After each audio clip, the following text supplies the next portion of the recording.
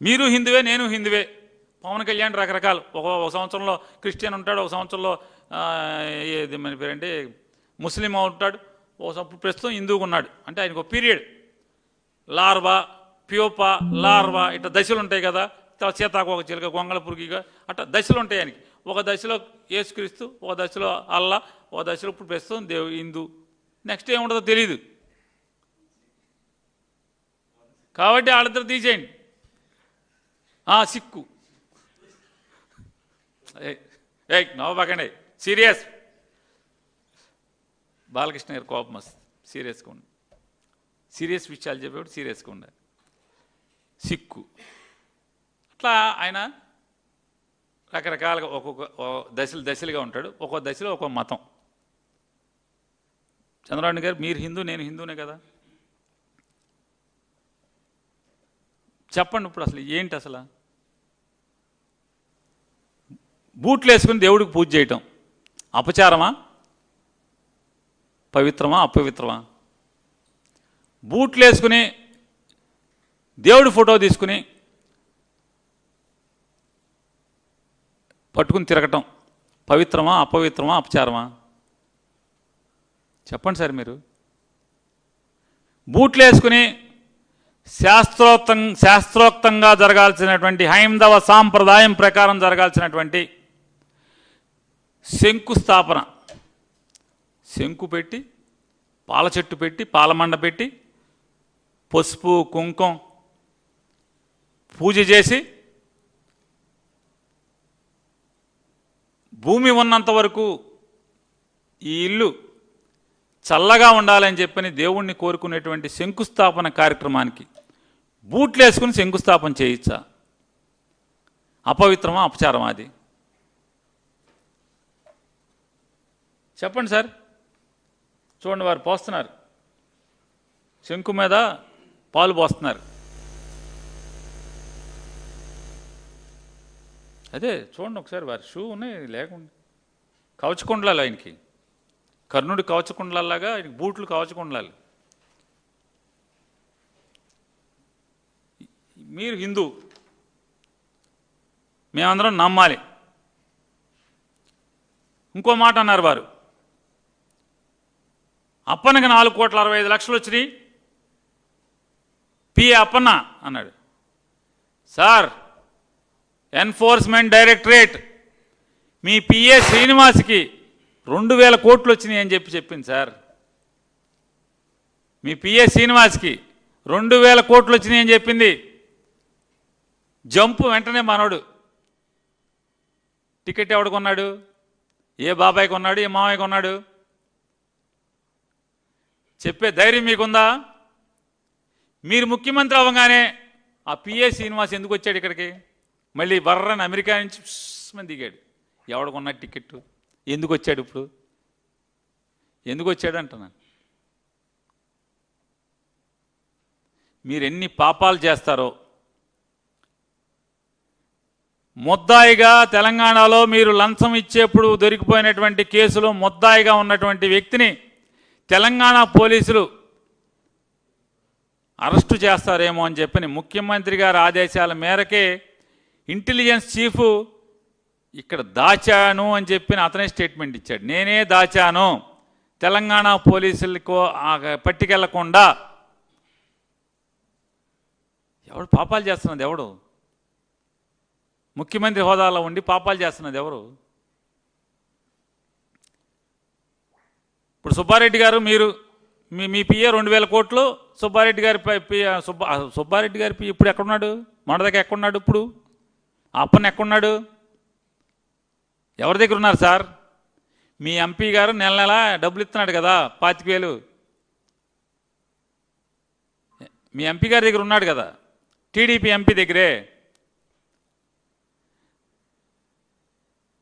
మరి మీ పిఏ శ్రీనివాస్కి 2,000 కోట్లు, అమరావతిలో కాంట్రాక్టులు చేస్తున్న వాళ్ళందరి దగ్గర నుంచి ఎందుకు వచ్చినాయి డబ్బులు? నేను చెప్పట్లా, మోడీ గారి గవర్నమెంట్లోనే ఎన్ఫోర్స్మెంట్ డైరెక్టరేట్ చెప్పింది. ఇన్కమ్ ట్యాక్స్ డిపార్ట్మెంట్ మీకు నోటీస్ ఇచ్చింది. ఏ మార్చడంలో మీరు ముదురు కాబట్టి దేనైనా అమరుస్తారు. ఇవాళ అన్నీ ముర్చుకోవచ్చు. ఏదైతే స్కిల్ డెవలప్మెంట్ కేసుని మీరు జైల్లోంచి బెయిల్ మీద ఆరోగ్యం బాగాలేదని కేసు తప్పుడు కేసు అని మీరు బయటికి రాలా. నా ఆరోగ్యం బాగా చెడిపోయింది, రేపో మాపో చచ్చిపోతానని చెప్పని రిపోర్ట్లు సబ్మిట్ చేసి బెయిల్ మీద బయటకు వచ్చారు హెల్త్ కండిషన్స్ మీద. ఇవాళ కేసు ఉందా లేదా అని అడిగితే కేసు ముఖ్యమంత్రిగా ఉండి ఏమాత్రం సిగ్గుపడకుండా మీరే మీ కేసును మూయించుకుంటారు. నిజంగా మీరే వెంకటేశ్వర స్వామిని నిజంగా నమ్మేట్టయితే, మీ కులదైవం వెంకటేశ్వర స్వామి అయితే దాన్ని ముయ్యకుండా నేను ముఖ్యమంత్రిగా ఉన్నాను కాబట్టి ఈ రాష్ట్రంలో ఈ కేసు ఉండటం కరెక్ట్ కాదు, తెలంగాణ కోర్టుకో లేకపోతే బీహార్ కోర్టుకో ఢిల్లీ కోర్టుకో ట్రాన్స్ఫర్ చేయాలి కదా. చెయ్యకపోగా కంచే చేను వేసినట్టుగా ముఖ్యమంత్రి మీరే దాన్ని ఆ కేసును మూసేస్తారు. ఇవాళ ఎన్డీడీపీ రిపోర్టు, ఎన్సీఆర్ఐ రిపోర్టు, ఈ రిపోర్టులన్నీ కూడా సిట్టు రావాలి. సిట్ రిపోర్ట్ తొందరలో వస్తుంది అంటున్నారు కదా, తప్పకుండా మేము కూడా దానికోసం వేచి చూస్తున్నాం. కాకపోతే ఇది తప్పు సార్. 80 ఏళ్ల వయసులో ఇన్ని చూశారు ఈ ప్రపంచంలో. ఈ వయసులో రాజకీయం కోసం నీ కొడుకు లాంటి కొడుకు వయసు ఉన్నటువంటి నీ మాట చాలాసార్లు నీ ఆత్మకథలు అట్లు ఇట్లు మీరు చెప్పుకుంటూ ఉంటారు. నా రాజశేఖర రెడ్డి నా స్నేహితుడు గతంలోని అంటే ఒక స్నేహితుడు కొడుకు అంటే నీ కొడుకు వయసు ఉన్నాడు. అతన్ని భరించలేక, రాజకీయంగా అతన్ని తట్టుకోలేక, రాజకీయంగా నిలువరించలేక ఆఫ్టర్ ఆల్ 11 సీట్లని మాట్లాడతారు. ఆఫ్టర్ ఆల్ మాజీ ముఖ్యమంత్రే కదా. అందులో మీ మంత్రి గారు ఒకటి చెప్తారు, అతను ముఖ్యమంత్రి కూడా కాదు, Pulivendula MLA. After all Pulivendula MLA కదా. ఎందుకు మీకు భయం? ఎందుకు ఇంత జుగుప్సాకర రాజకీయాలు? దేవుడి పేరుతో, మతం పేరుతో ఎందుకు ఇంత అపచారాలు, ఇంత అపవిత్రాలు? తెలిసి అపవిత్రం చేసింది మీరు. తెలిసి వెంకటేశ్వర స్వామి కొండ మీద అపచారం చేసింది మీరు. మీరే జంతు కొవ్వు అని చెప్పని పట్టుకుంటారు, 4 లారీల్ని వెనక్కి పంపిస్తారు. దాన్నే నెల తర్వాత జనం మర్చిపోయారు అనుకున్న తర్వాత వేరే డైరీ పేరు మీద మీరే తెచ్చి దాన్ని స్వీకరించి లడ్డూలు చేసి ప్రసాదం చేసి దాన్ని దేవుడికి నివేదించి భక్తులకు పంచుతారు. ఎవడు పాపాత్ముడు? ఇప్పుడు చెప్పండి, ఎవడు పాపాత్ముడు? తిరుపతిని అల్లరి చిల్లర చేసింది ఎవడు? ఇవాళ శ్యామలరావు గొప్పోడు, ఈరుడు, సూర్యుడు, ఆహా ఓహో అన్నారు, బాహుబలి అన్నారు, 100 చెప్పారు. ఏడా శ్యామలరావు ఎక్కడ? ఈయన ఎక్కడున్నాడు? ఇప్పుడు సింగాలు ఎక్కడున్నాడు? సింగాలు మీరేసారు 2017లో, మేము కూడా ఉంచుకున్నాం కదా, 22 దాకానో 21 దాకానో. మరి ఆ సింగాలేడి? ఎందుకు వేసావు, ఎందుకు తీసావు? ఎందుకు తీసావు? మరి వీళ్ళందరూ గొప్పోళ్ళని చెప్తున్నావు కదా, ఏమయ్యారు వీళ్ళు? ఎందుకు తీస్తున్నావు, ఎందుకు వేస్తున్నావు? శ్యామలరావుని 5 ఏళ్ళు ఉంచాలిగా, నువ్వే చెప్తున్నావుగా. అపచారాలన్నీ ఆపాడు, ప్రక్షాళన చేశాడు, సంప్రోక్షణ చేశాడు.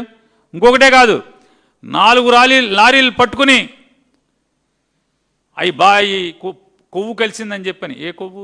జంతు కొవ్వు కలిసిందని వెనక్కి పంపించి శ్రీవారి ఆలయం మొత్తాన్ని, ఆలయ ప్రాంగణాన్ని, మాడవీధుల్ని, స్వామివారిని అందరినీ కూడా సంప్రోక్షణ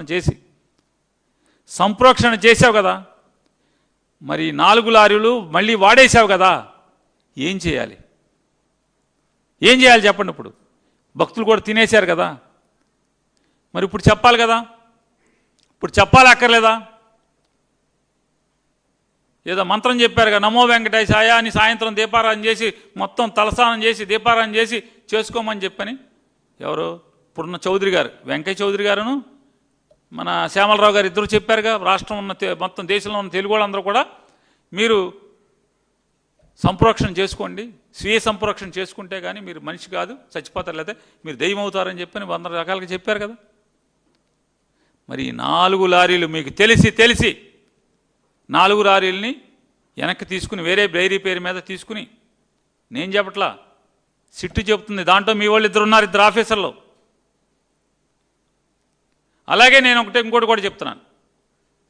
ప్రవచనకారుల్ని, హైందవ గురువుల్ని, మతాన్ని లేదా మత ధర్మాన్ని ప్రచారం చేసేటువంటి చాలామంది హైందవ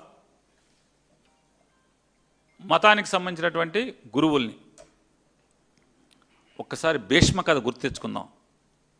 భీష్మ కథ గుర్తు తెచ్చుకుందాం. భీష్ముడంత వీరుడు లేడు. తండ్రి ఆజ్ఞ కోసం, తండ్రి ఆజ్ఞతో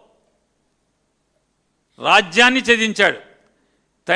తల్లి ఆజ్ఞ కోసం, తల్లి నమ్మకం కోసం వివాహాన్ని త్యజించాడు. అస్కలిత బ్రహ్మచారిగా మిగిలిపోయాడు. ధర్మం తప్పలేదేనాడు.